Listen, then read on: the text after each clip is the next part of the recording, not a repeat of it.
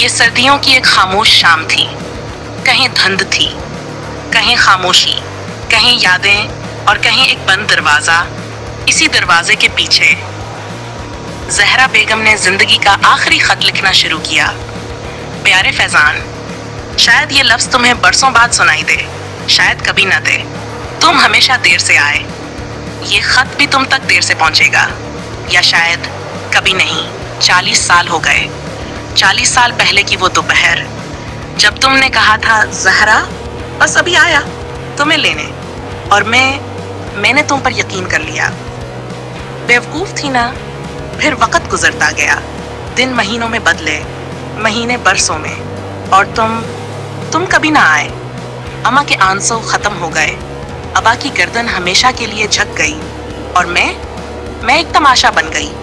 محلے والے کہتے تھے بیچاری پاگل ہو گئی ہے، اب بھی انتظار کرتی ہے. میں ہنستی تھی، اتنا کہ خود کو یقین آ جائے، مگر دل رو رہا ہوتا تھا.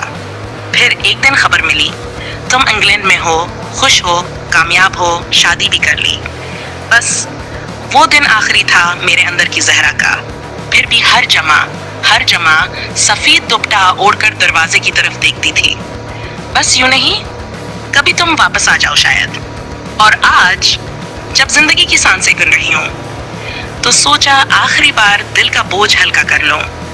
یہ خط شاید تم تک نہ پہنچے، مگر اگر پہنچ جائے تو بس اتنا جان لو، زہرا نے تمہیں کبھی بد دعا نہیں دی، کبھی نہیں. کیونکہ جس دل میں سچی محبت ہو وہاں بد دعا کا گزر نہیں ہوتا.